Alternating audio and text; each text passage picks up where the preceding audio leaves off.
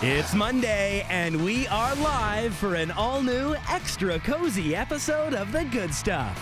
First, Mary whips up a casual weeknight casserole that'll warm up any winter table. I'm very excited about this. Then, from smoked cheddar on pizza to his farmhouse mac and cheese, Chef Michael Smith has us diving deep into two indulgent comfort dishes. Plus, stay snug, stay chic with effortless layers from Corey Ng. And Leanne Allaire-Perreault has easy hacks to get a warm, relaxing vibe in your space. It all starts right now.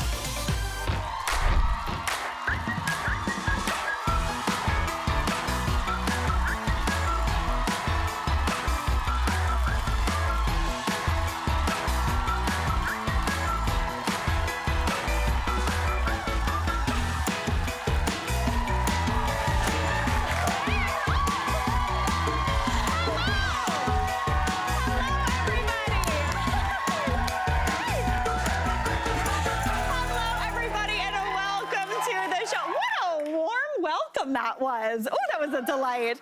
Well, I'm thrilled that it was a warm welcome because we are feeling extra cozy today in the studio. So I'm going to start us off in the kitchen with a dish that's a little bit kitschy, a little nostalgic. It's creamy, it's savory, and the best part, it's topped with crispy little potato tots from the freezer. Yeah.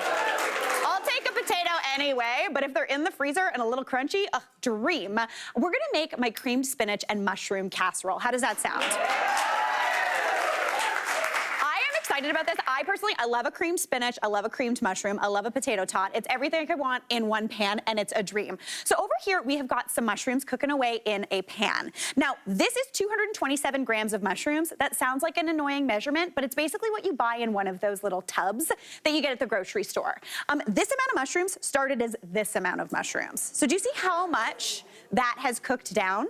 All of that water has started to cook out, which is absolutely perfect. And the reason it's cooked out so nicely is I actually start my mushrooms in a dry pan. I put them in a pan over medium heat, no oil, no butter, season them up with a little bit of salt and maybe a little bit of pepper, and you cook that down. Mushrooms, even though they don't seem like it, have a lot of moisture in there. So doing this allows that moisture to evaporate out before you start adding in the rest of your flavors. So it's gonna concentrate that flavor. So while those keep doing their things, again, they've been in there for about 5 minutes, I'm gonna chop up a little shallot. Now I've got a tiny little shallot here. What an absolute dream. I love a shallot. If you don't have shallots, you could do this with an onion. I would just use half of an onion there. So I'm just gonna cut that in half and just finely mince that up. Now, like with an onion, you just gotta run down, going one way, and then chop it the other.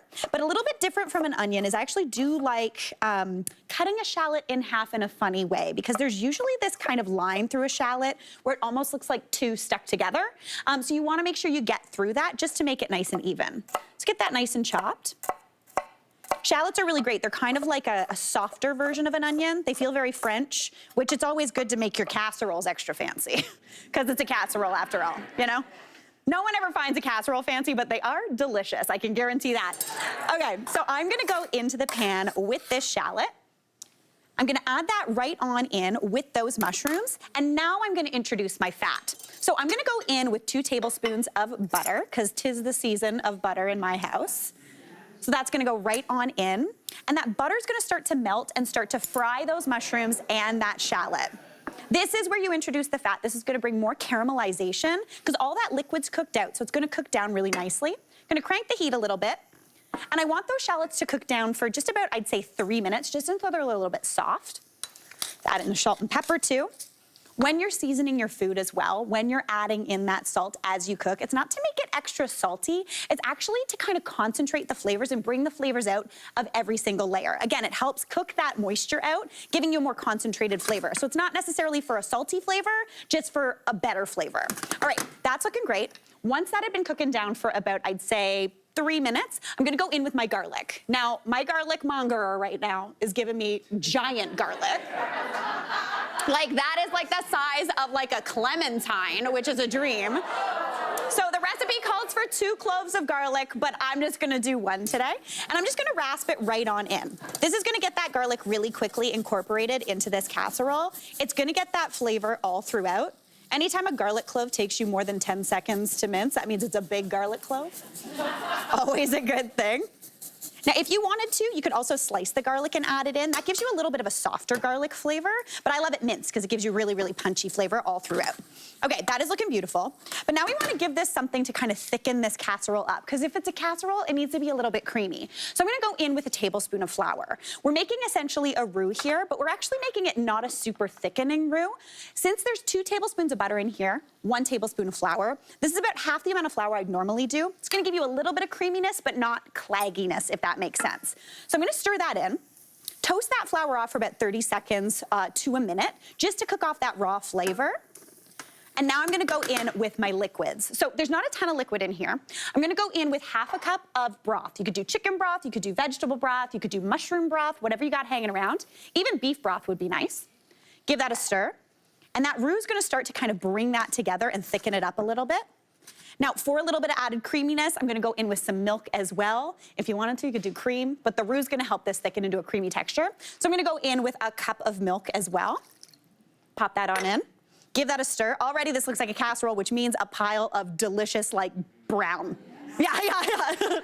All right, that's looking lovely. Now, I would simmer this down for about a minute or 2, just until it starts to thicken. But I'm gonna season this up right now, starting with about a teaspoon of some Dijon mustard. That's gonna give a little pop. It's also gonna make it taste like you want another bite. A little bit of freshness, a little bit of spiciness. So that's gonna go right on in. Season that up also, not gonna lie, with some cheese. Half a cup of parm. See, now I got you. If you're ever in doubt with a recipe, just add some cheese. It's gonna be fine. So about half a cup of parm is going in, but if you wanted, you could do this with cheddar cheese, you could do it with pecorino, Gruyere would be really nice as well. And then we need my very favorite ingredient this time of year, and I think we know what it is. Pocket nutmeg. You gotta have it. 'Tis the season. As soon as cozy weather starts, you better have that nutmeg on you. There might be a nutmeg or a eggnog emergency, a sauce casserole emergency. Just a little bit of freshly grated nutmeg brings a little bit of lightness and lemoniness into here. So as you can see, it's starting to blip away, and those bubbles are kind of like gurgly, if that makes sense. That's because that's thickening up, looking beautiful. That cheese is gonna help thicken that as well. This smells amazing. But I'm gonna go into there now with the spinach. So if you wanted to just do cream spinach casserole, you could leave out the mushrooms and add in a lot of spinach. So this is 227 grams of spinach. Again, that's usually what you get in one of those bags. Now, if you want, you could use cooking spinach, which usually comes in the bag kind of near the prepackaged salads. I'm going in with baby spinach because sometimes that's just all you can find.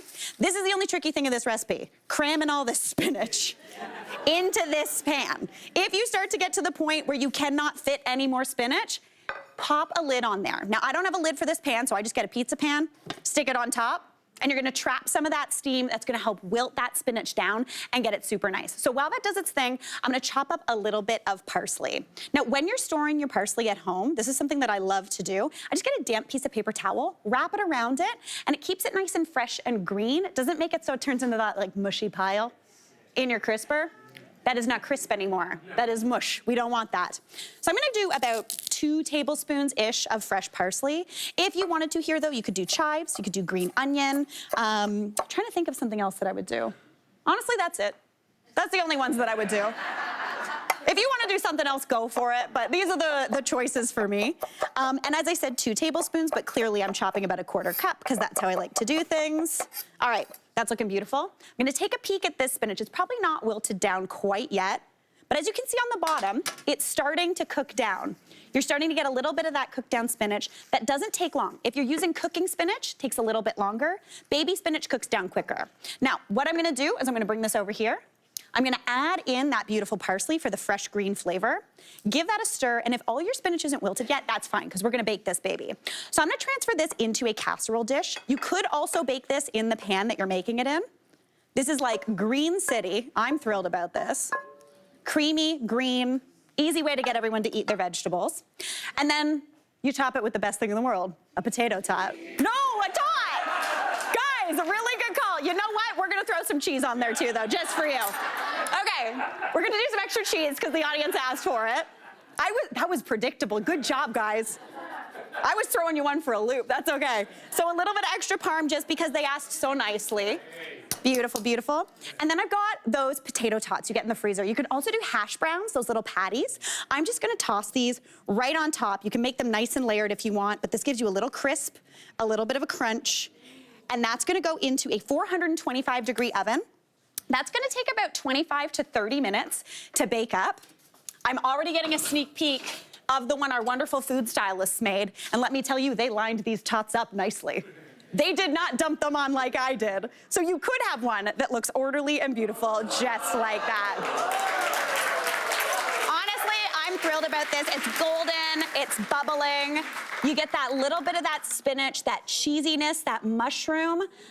Honestly, this is what I want to eat on a day like this. Okay, I'm gonna dig in, but we've got a great show for you, so stick around. We'll be right back.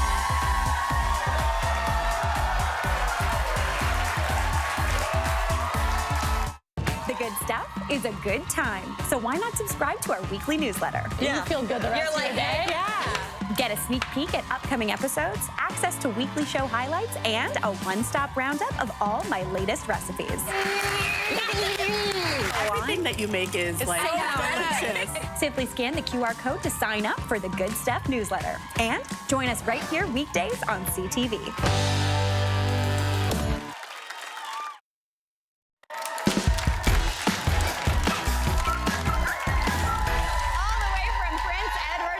Chef Michael Smith is here to cook up a couple recipes from two of his best-selling cookbooks. Hey, Michael! Hey! How's it going? Good to be here. Oh my gosh, it's always such a pleasure having you in the kitchen. Thank you. Nice to be here with you. Well, the last time I saw you, I was actually in your kitchen That's with you. right. We had the pleasure of going out to the Inn at Bay Fortune earlier this season. The restaurant there, it's closed for the season now, but like, look at this. Hey, that's my backyard. That's literally Michael's backyard. That's our kitchen right there. Yes, I think we were pointing at tomatoes. We had so much fun that day. I ate so many oysters. Look at that. How many oysters did you have? I don't even know. I definitely over 20. And then we tortured them. Look at that. Yes. Look at our flambado. A flambado, just a medieval device. Yeah, you know, just lying around. Yeah, just lying whatever. around in Doesn't PEI. everybody have a flambado? 100%, Michael. Well, I left mine home today. All right.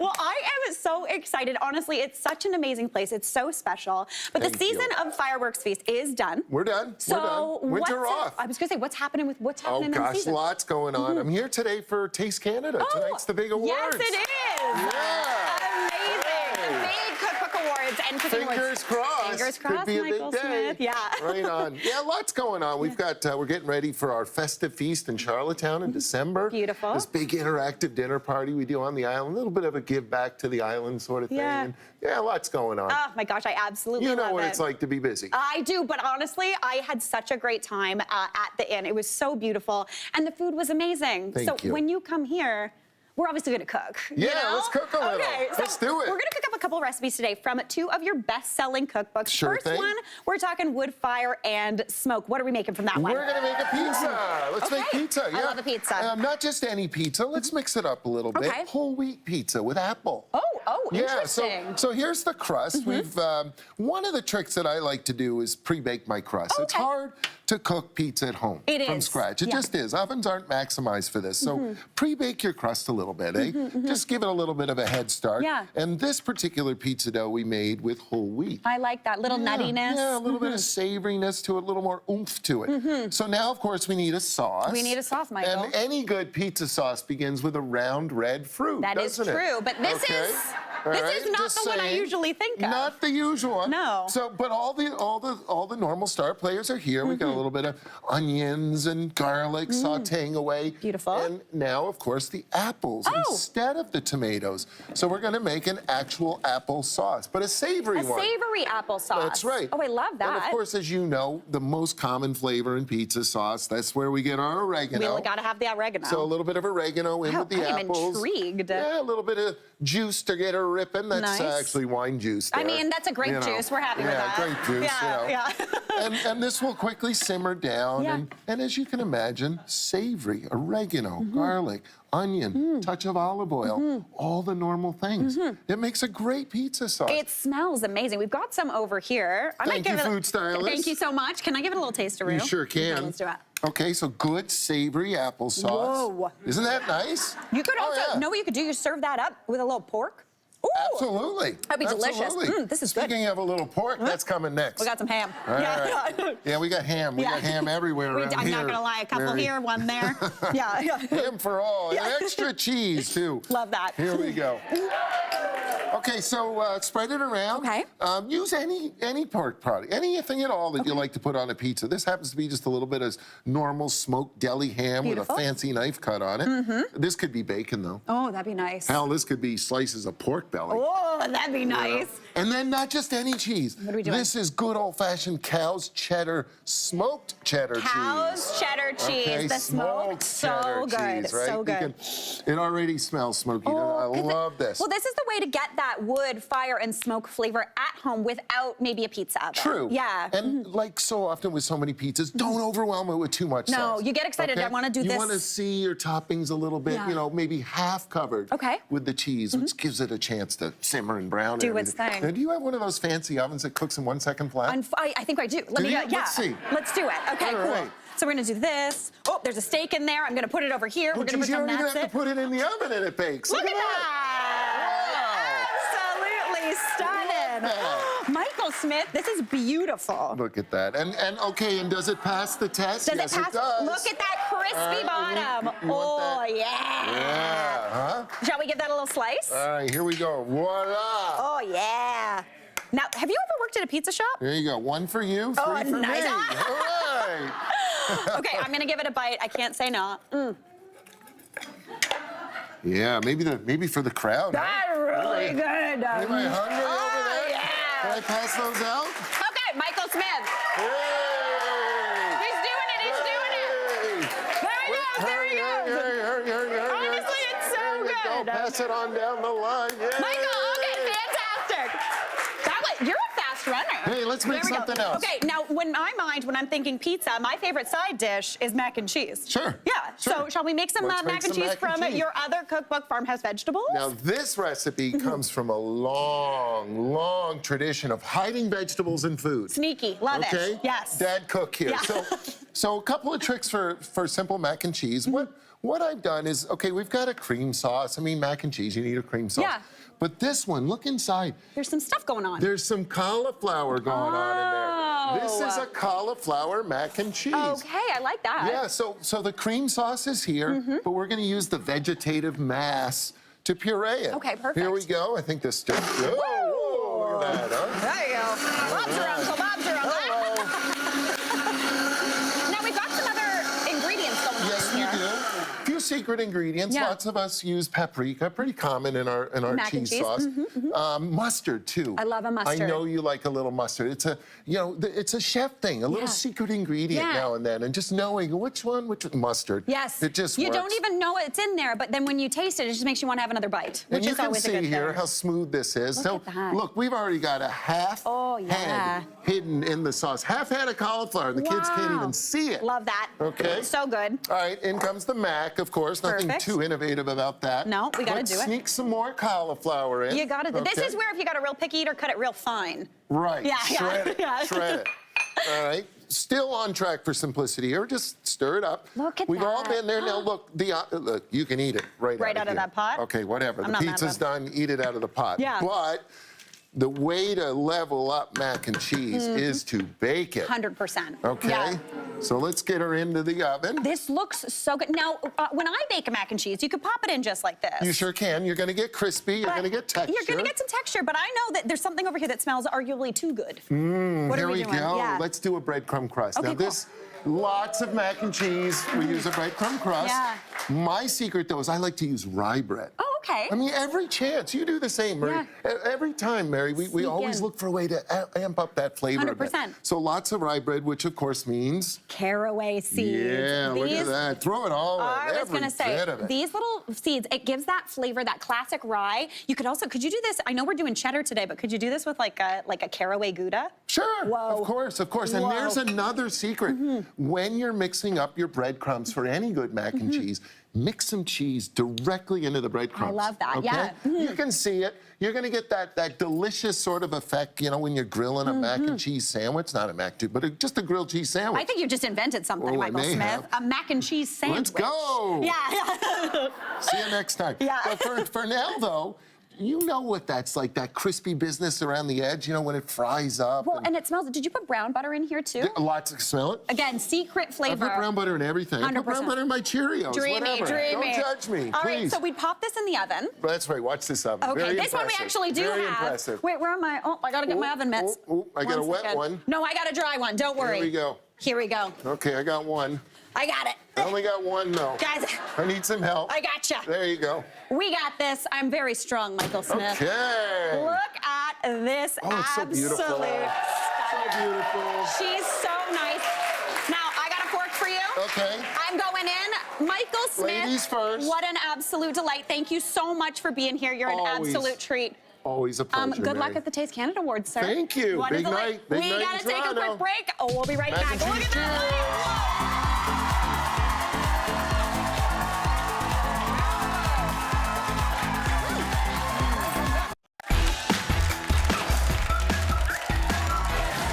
Here with his tips to amp up your next steak dinner at home, it's Chef Spencer Wise. Hey! How are ya? It's such a delight seeing you. I know, it's so nice to see you too. It's so good. Okay, Spencer, I'm amped that you are here. Thanks, me too. We are talking something that a lot of people like and a lot of people I feel like are nervous to do at home. We're talking steak, baby. Yeah. Yeah. We're talking steak. Yes. I mean, it looks like it's going 100 miles per hour just sitting I there. know, like look you at know? it. Yeah. It's beautiful. And it's a celebratory thing. You know, the steak doesn't happen a lot in my house because it's expensive. Yeah. You know, but when there is that time that you're like, you know what? We're having a steak. Yes. Reverse sear is the method 100%. that's gonna get you there. I have not made Reverse a sear. steak without reverse searing in like a couple years. It's the move. Yeah, 100%. It gives you really good quality, nice tender steak. It takes all the guesswork out. You don't have to pull it out. Yeah. What temperature is it? Oh my goodness. No. Do I bring it up to room temp? Yeah. You start by baking it first, which Okay. sounds a little wild. It so does. what I like to do is put it on a bake tray. Okay. And then this is your chance to add a little bit of flavor right off the hop. Okay. So a nice good seasoning of salt. Love that. And when I do the salt, like I like to get in there. Yeah. Make sure it's on all the fat. This is a classic Spencer watch shot. Yeah. I was gonna say it. I was like, we are on it. It's that close. Yeah, right get in on there. it. Yeah. And then some pepper. Yeah. Pepper and salt is pretty good for a steak. And If you wanted to, could you do like a Montreal steak spice or something like that? 100%. Love that. Or like a little Cajun spice with some Ooh. sweetness in it. Okay, cute. Love Delicious. that. And this, you know, could be like a $50 steak. Yeah. A thermometer is $15. 'Kay. This is your investment. We're gonna sound protection. like an infomercial You for know? a one-time fee of $19. Yeah. This will save every steak, every chicken, every turkey, will. every roast, 100%. And if you order now, so yeah. And then you want to get it in the thick part of the meat, so you Okay. can just put that probe in there. All the way through? Again, this $50 steak, $15 probe. Yeah. Get one. Yeah, You'll love it. 100%. So we're not going to sear it. It's going to go into the oven Okay. like this. Okay, so we're basically doing everything backwards. Backwards, yeah. We're reversing the method. Magnet. Magnet. We love this. Okay. Let's do We're it. doing it. So what temperature did we go in at? 225. Okay. So if you want it medium rare, take it out at 115. That's going to take you 25 to 30 minutes. Okay. And then for every temperature you want to jump up to medium, you go to 125. You want to Okay. jump up to medium, well, you go to 135 Okay. at the pull temperature. And this is the thing. You might say, oh, he said 25, 30 minutes. Guess what it'll tell you? That thermometer Yeah. will tell you when it's ready to come out. You can set the alarm. It's perfect. Okay, And look at that's this. what comes out. Beautiful. That's what comes out. Can you imagine telling your friends, like, steak's been in for 30 minutes, come on in. And you're like, what, Everyone's like, what are we shoe doing leather? here? Yeah. But this is really cool. And if you don't have a probe thermometer, you can use an instant read thermometer and just take the temperature as it's cooking. Yeah. Again, it's going to be in there for like 25 minutes. Totally. And it's really nice and pink and blushing. The great thing about this technique is all the salt has been soaked down into the meat. So it's not just like a surface seasoning, it's like in the middle. Love that. So the reverse sear. The Now we're reverse going to sear to finish. So I love this. Typically, when you are making a steak, you sear it first and you finish it in a hot oven. But that can get a little hairy. It can get it Yeah. kind of overcooked on the outside, maybe a little under on the inside. This is going to be perfect medium rare all the way through. Oh yeah. Oh yeah. That's what we're looking for. Yeah, this is nice, and the steak looks really good, and it takes all the guesswork out of it.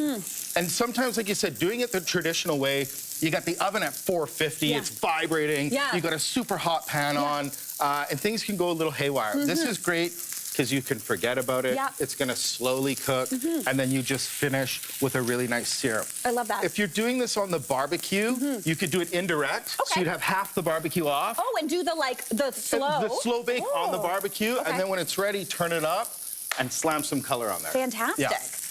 Love that. This is pretty good. Okay. You can even see, Look at like, that really golden quickly, starting. it gets really nice and golden brown. Beautiful. You don't have to put a huge, crazy crust on it One of because my it's already favorite things, cooked. it's already cooked. My favorite thing too is then flipping it on that fat cap and rendering that out. Because I live in a house where my mom is like, wants to eat this. This is the part of the steak she wants to eat. Just that little Yeah. crispy fat, 100%. Actually, my daughter eats that part like a sandwich. Yeah. And just, all right, let's go.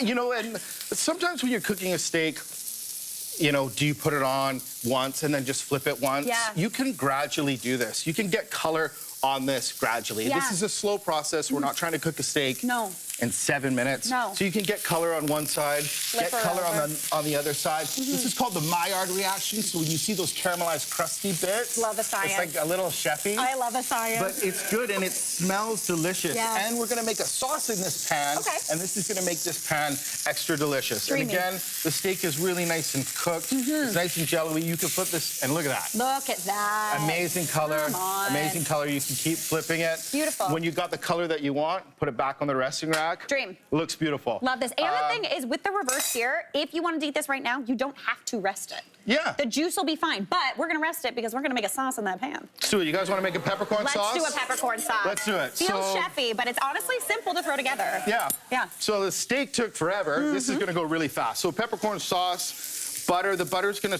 start to toast a little bit and get really nice and brown in there. Love that. You want some salt? Yeah, let's do it. Perfect. Yeah, shallots and garlic and black pepper and green peppercorns. Now you get these in a little tin.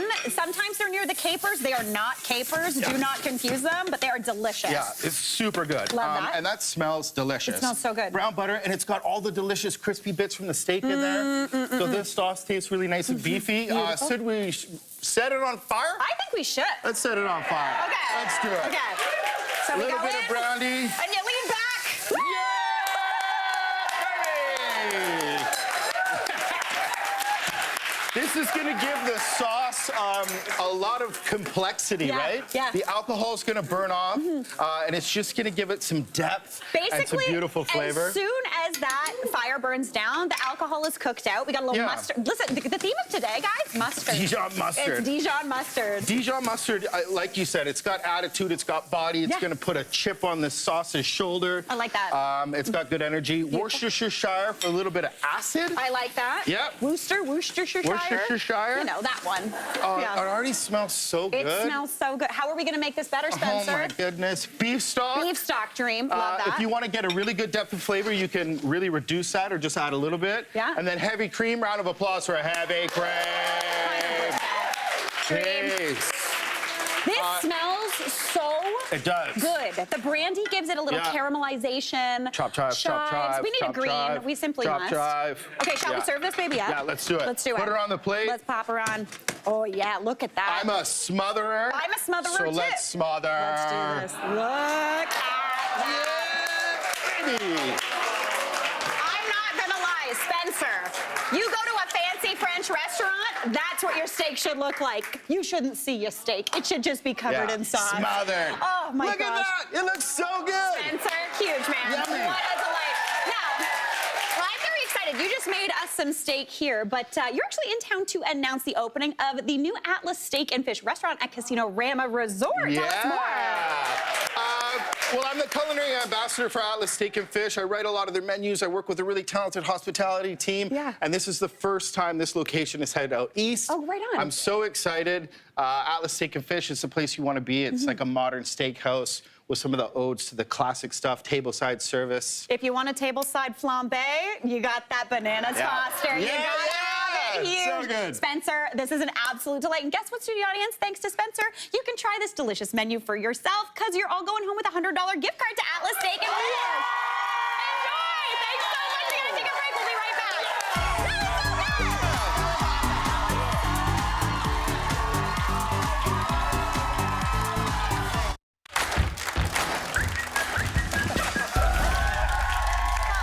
Helping us stay cozy and stylish, Corey Ng is here with a layering tip that we can use all year round. Hey, Corey. Hi. How's it going? Great. It's so How are good you? to see you. Thank you. Okay, I'm feeling proud. Corey, what are you showing us today? Today I'm showing my favorite styling hack. It's like layering. You know, it's great for all year round. You could kind of adjust to the weather, whether the weather is cold or warm. So today I'm going to show you my favorite layering looks, ways to kind of reimagine pieces that you already have in your closet. I like this. This is the season for layering, because I don't know about you. I got here today bundled, and then I got in this building, and it is so hot. Exactly. So, yeah. Okay, we're going to see your first look on Yvonne. Come on out. Ooh. Oh, I see what we're doing. Yeah. Tell me.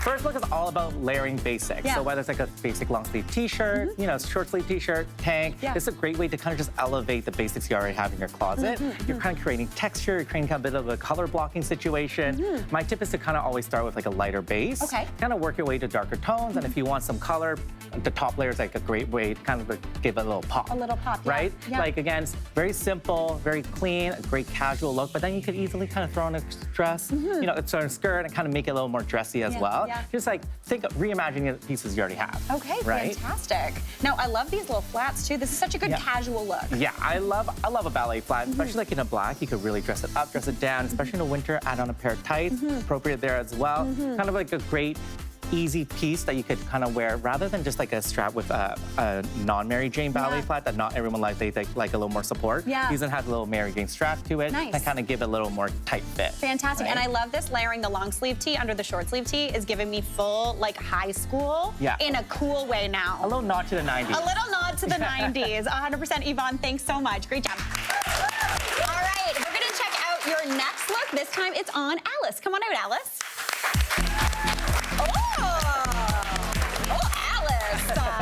There are so many things. Yeah. Okay, cool. This is all about a little high-low. We're playing with proportions, we're playing with length. What I love about this is that, you know, we always get a little bored of maybe just wearing a sweater. Yeah. This way we're kind of elevating it a bit, giving it a little new look, a little more visual interest to it. I kind of love this casual sweater, but we're pairing it with like a more silk lace kind of dress, worn over pants. This way we're kind of giving it a little bit of a feminine touch, which I love. So something like this, we paired it with a very elongated legging pant. Since it's a very like long silhouette, we're really playing that up and kind of adding a great like structured bag. We kind of see all the different kind of textures that we're kind of creating. I also like that you're playing with kind of proportion, like the sweater's chunky, the legs are a little bit like the narrow pant. Yeah, and like a dress like this is you might usually wear during like the fall or the summer, but this way you could kind of maximize it wear during the winter as well. I love that. Right? Fantastic. Alice, thanks so much. You look great. Awesome. Okay, next up, we have got your look on Kathy. Come on out, Kathy. Okay. Oh, this is cute. Kathy, you look so cool. This is about the double collar. You know, we're twinning. I was going to say, this is the look, This is definitely something I used to do early 2000s. This is throwing me back to university, the double polo. Yeah. Well, this trend is back. It's definitely in the next year, you're going to be seeing a lot of the double collar layers. Now, my tip to do it's kind of like keep it undone. You want to keep it more relaxed. You don't want it too like perfect looking, right? And here, it's all about the contrast. Like kind of like here, like a solid color with a pattern or a print. Here, we did like a white crisp shirt. You can't go wrong with that. Again, it's really just about elevating a simple piece, but kind of wearing it a different way. And now, my favorite layering is a sweater on the shoulder. So practical, and it kind of looks cool. It kind of brings the pop of color. And I don't know if you guys have ever put on a sweater on your shoulder. It does actually keep you pretty warm. It does. It's not just for looking cool. No, sometimes I'm like, okay, I need to take this off. But it's also great that when you need a sweater, you just throw it on top. Now, we finished off this look with a great pair of wide leg shorts. Trouser shorts are very big this season. It kind of gives it a really fun, preppy vibe. Doing a pair of slingback shoes, but again, you can wear it with like a pair of boots. It's all about like using piece and kind of reworking it with different layers based on the season. Fantastic, Kathy. Thanks so much. I love this. I remember last year you did the sweater, but like made it into a scarf. Yes. I love that. Okay, let's check out your last look on Marcia. Come on out. Oh, this is nice. This color is so nice. It's a rich color, Yeah, right? I love this. This is all about transitional layers. Transitional layers are the thinner pieces, like the thinner merino wools, quilted. So it's all about pairing things up that you don't get overheated. Easy things that you could take off to adjust to temperature again. Here we did this faux shearling vest with this quilted jacket on top over like a knit dress. So individually, each pieces are not too overly warm, but together it kind of gives you that warmth when you need it. And when you're putting a look together, you kind of want the color palette to kind of all match. So like we're here doing darker purple, touches of brown, and a little dark green. So you don't want to look too messy or overwhelming with, like, you don't want to see the layers. You want to kind of come close and be like, oh, okay, surprise. It's almost like when you see like an impressionist art, you get closer and you're like, wait, this is just squiggles. Yeah. yeah. Exactly. So overall, it's great, cozy look for like the transitional season. Fantastic, Marcia. Thanks so much. That was great, Lori. All right, and studio audience, Shelby, you stay cozy. You're all going home with a pair of Sunday slippers from Bombas. We gotta take a quick break, and we'll be right back. That was great.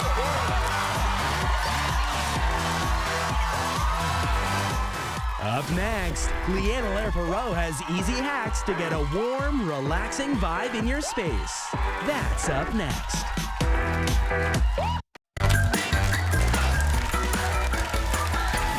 DIY Queen Leanna Lair-Perot is here with stylish projects to cozy up your home on a budget. Hey, Leanna, how's it going? It's going so great, May. Okay, I am feeling pumped about this. We're getting cozy in our home. What are we starting off with? It's sweater weather. Yes, it is. Not just for our wardrobe, for our home. So I wanted to think of some creative ways to add that tactile, the textural, the coziness into our decor. And of course, do it affordably and easily. These are all very entry-level DIY projects that any of you can go home and do today. Okay. And we're gonna start with dipping into either your own closet or hitting up a thrift store. Nice. To pick up a couple of thrifty sweaters. Okay. And I got a nice stack of sweaters for anywhere from like $4 to $6-ish each. Great. And I started by turning them into pillows. Can you look right down there? Can you even? So cable knit sweater pillows are awfully expensive. Yes. But sweaters at the thrift store are not. Yeah. And if you just cut the body of the sweater, this already gives you 2 finished sewn edges to your pillow, which is Leanna's great. gonna avoid all sewing if possible. Yeah. And then you just flip it inside out. And I just did a hand stitch on the inside to make the top really clean. Yeah. And then flipped it back right side around, stuffed my pillow in, and just did a blanket stitch around that bottom edge. Yeah. Honestly, it took me maybe half an hour-ish to do. While you're watching a show? And just created the most beautiful textile literally, that pillow is this sweater. And you know what else came from this sweater? Oh, what? The sleeves. Oh, okay. We cut the sleeves off because, you know, trying to limit as much textile waste as possible. So I was like, what else can I use this for? What if we made vase cozies? Oh. What's a vase cozy, I was gonna say, Leanne? I was like, Leanne, what's a vase cozy? Well, let me introduce you to my little collection of sweater-covered vases. Is so cute. I really do think that they're pretty adorable. So this is one of the sleeves that, again, came from that pillow. Now, I cut it to the height that I wanted to go right over top. But here's the thing. I did this, and I was like, oh, she's cute. We can do the little tuck at the top. Yeah. But then the bottom looked a little A little frumpy. And then I thought, you know, if we're going to glue it underneath, then it's a little wobbly. Yeah. So here's what we're going to do. Okay. She's already figured out our problems. I love coming up with DIY solutions to a problem. So I got a piece of cardboard. I traced a piece of the vase on the bottom. So that's the exact same size. I used a little bit of painter's tape just to hold it in place, but this is temporary. Okay. This gives us a great base to then use a hot glue gun to glue that onto the bottom, right? You see what I'm doing here? Yeah. You're gonna cut a secondary circle that's a little bit smaller and glue that on top, and that not only covers all of your scrunchy fabric, but creates a really nice solid base. Yeah. And then let me show you what makes me even more excited about this. When you're done with these at the end of the winter season, you just slide them off, and now you store your little cozies because you've got a sandwich of cardboard in there, and it's not glued to the vase. I was gonna say, like, look at that. That is so cool. Really clean, really simple, and you go back to your everyday vase after the winter season. So cute. You know what I love about this too? It's obviously great for the holidays, but it also works for, again, any cozy This season. takes you right through the winter months. This isn't Christmas or holiday specific. This is February blah. This is February blah decor. Yeah, I like this. We want to be cozy then, but so do our vases. Yeah, right? 100%. Yes. We all just want to hibernate. I love this. Now, we've got that when we did that quick little sewing, but I know you do not love a sew, so we've got a no-sew project here. It's not that I don't like sewing. I don't know how. Okay, that's on my DIY to-do list for the new year. I might get myself a little sewing machine and practice, but until then, we're gonna make no-sew blankets. Oh, okay. Let me show you this beauty here. Oh, look at that. That I made, and you know what, I can say that. Yeah. Because I bought the fabric from the fabric store. Yeah. For this, you wanna shop the fleece section and buy 1.5 yards, and between that length and the width of the fabric, you get yourself a nice, big, chunky blanket. Oh, this is And then nice. all you need to do is create this kind of fringe. Oh, well, there you go. It's a vibe, right? That's nice. It's a vibe. That's so nice. all you need to do then with your no-sew blanket is cut the edges. Now, there's 2 ways to do this. I tried one version at home where you make yourself a little template. So you always start by cutting a squirt off of the corner because then this will kind of give you the edging to create your fringe. Oh, smart. So you cut the corner off, and then I just made this paper template to kind of make all of my fringe even, and then you just tie knots. Okay. The other version that I tried that I maybe liked a little bit better was just using some painter's tape as a guide. Yeah. And then I just cut a tiny little piece of 1-inch strip cardboard, and I use that as almost like finger spacing to go along as I cut all of the fringe. And then you just tie a knot in the very top of that fringe, pull off your painter's tape. So and cute. look, see, Mary, you're gosh. tying the knot, which doing it. means now you made the blanket. I made the blanket. Mary made a blanket. Mary made the blanket. Yes. That's so good.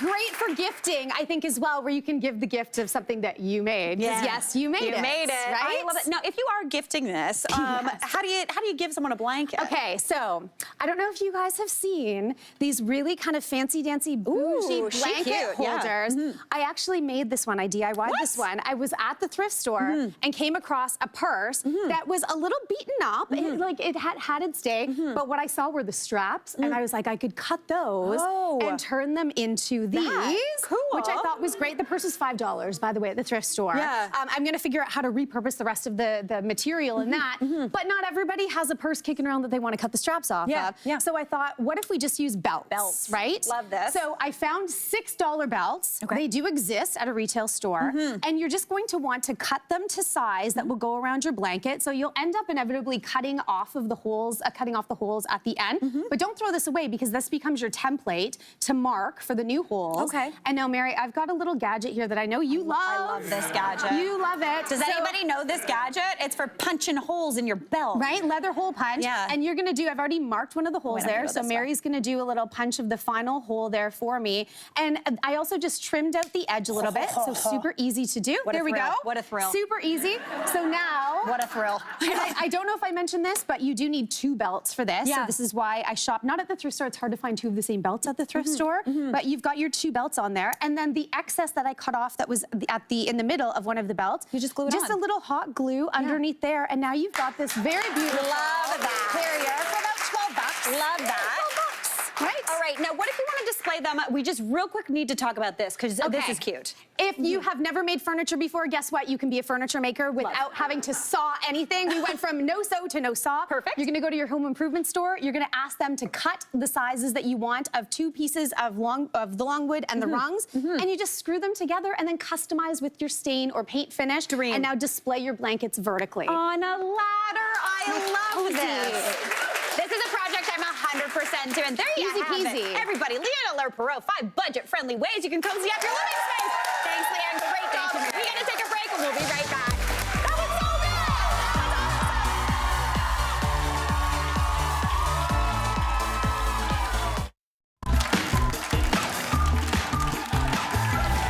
Get ready for a brand new episode of MasterChef Canada tomorrow night. Here's your exclusive sneak peek.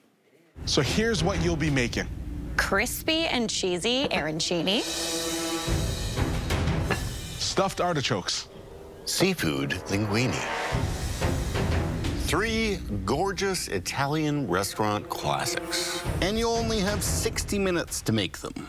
I love Italian food, but I don't know about making 3 Italian dishes in 1 hour. And also trying to talk to your partner.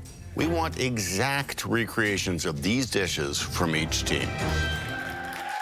No pressure. Do not miss MasterChef Canada tomorrow night at 8 p.m. right here on CTV and streaming next day on Crave. That's our show for today. Thanks so much for watching. We'll see you tomorrow for more of the good stuff.